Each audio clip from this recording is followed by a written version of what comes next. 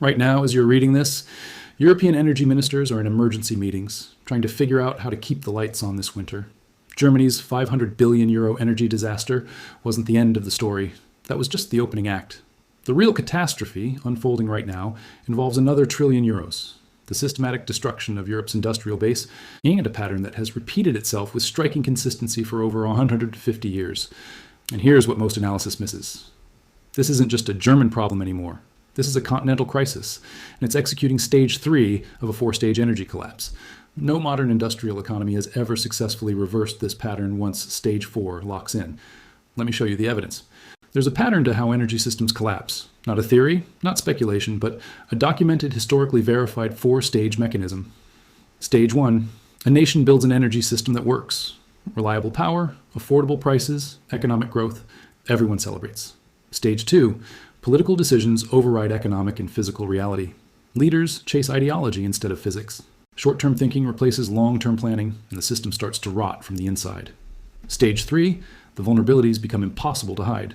Prices spike, supply becomes unreliable, industries start bleeding. The government throws money at the problem, but money can't fix physics. Stage 4, systematic collapse. Industries relocate or die. The economy contracts. Wealth evaporates. And by the time everyone understands what happened, the damage is permanent. Let me show you this pattern with 3 historical examples that prove Germany isn't experiencing something new. They're just repeating a script. First, Britain from 1970 to 1984. For decades, British coal powered the Industrial Revolution. The system worked. But by the 1970s, Britain chose politics over physics. Coal miners' unions became so powerful they could bring down governments with strikes, causing nationwide blackouts. Instead of diversifying, leaders just hoped the problem would go away. By the late 1970s, Britain was in stage 3, known as the sick man of Europe. Inflation hit 25%, factories closed, car manufacturers moved to Germany. Then, in 1984, Prime Minister Margaret Thatcher confronted the unions in a year-long strike that broke the industry. Over 150,000 miners lost their jobs. Entire regions collapsed economically and have never recovered. Stage 4 complete. Second example, Venezuela from 1999 to today. In the 70s, Venezuela was the richest country in Latin America, sitting on the world's largest oil reserves. Then Hugo Chavez came to power. He fired experienced oil engineers and replaced them with political loyalists. He diverted profits from infrastructure to social programs. Ideology trumped reality. By the 2010s, stage 3 arrived. Refineries broke down. Blackouts became routine. In 2019, the entire country went dark for a week.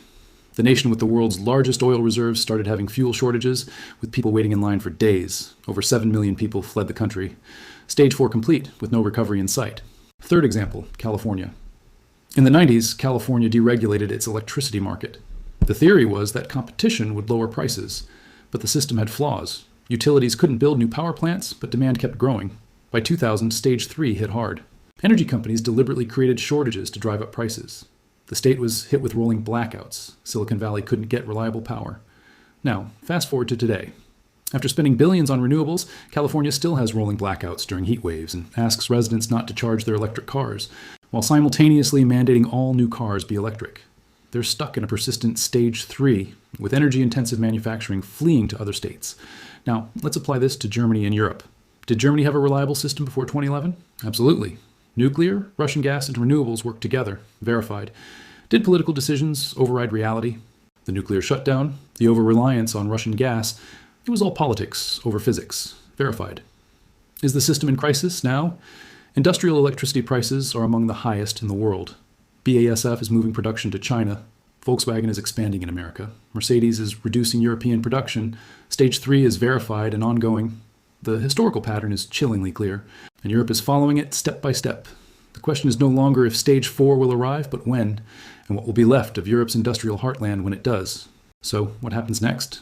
This is where the €1 trillion fallout begins. Germany's situation isn't isolated. It's creating a cascade effect across Europe. Let's break down how.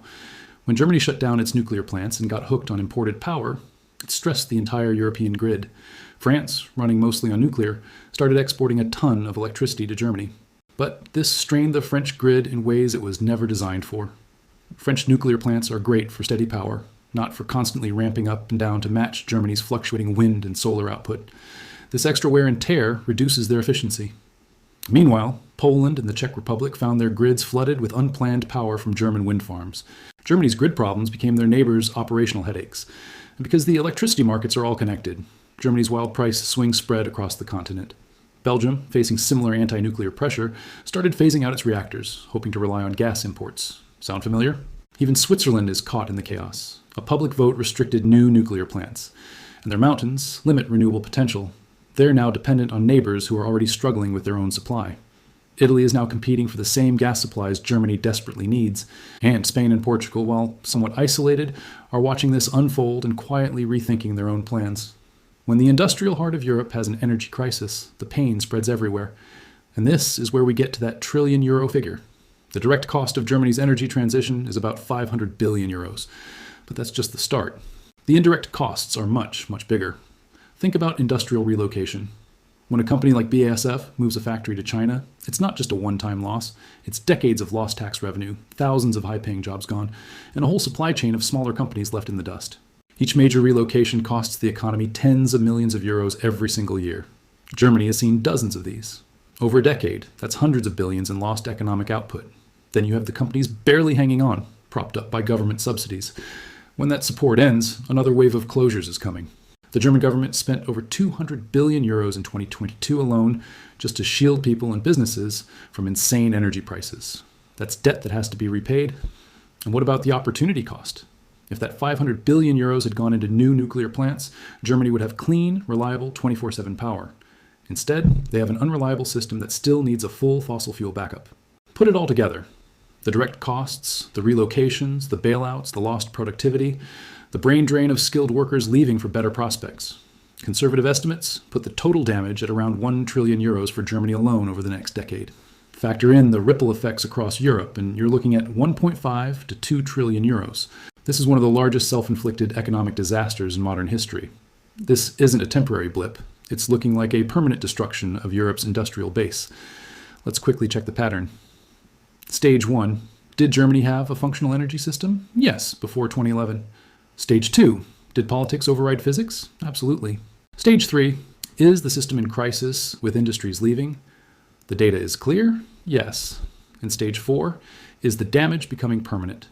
With chemical production down 20%, steel down 15%, and aluminum smelters closing for good, it certainly looks that way. Energy isn't just another cost. It's the foundation of modern civilization. You can't make steel, chemicals, or cars without massive, reliable, and affordable power.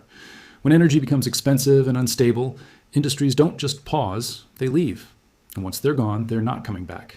The rest of the world is watching. China is doubling down on coal and nuclear. India is prioritizing energy security. And America is welcoming European industries with open arms and cheap natural gas. Germany wanted to be a green role model. Instead, it's become a global cautionary tale. So what's next? Can Europe escape this? Technically, yes, but it would require a massive policy reversal. Restarting nuclear, abandoning unrealistic renewable targets, and admitting that physics trumps ideology. But that doesn't seem likely. Instead, leaders are doubling down on the failing strategy. This looks like a systematic wealth transfer from Europe to other parts of the world. The jobs aren't coming back, they're being created elsewhere. And the longer this denial continues, the more permanent the damage becomes. If this analysis gave you a new perspective, consider subscribing. In the next video, we'll explore what the world looks like after this shift, which nations are positioned to win, which will lose the most, and what the global economic map will look like when Europe's industrial power has relocated. We'll examine the 3 energy strategies that actually work and what China, America, and India are doing right now to capitalize on this situation. Subscribe if you want that analysis. Thanks for watching.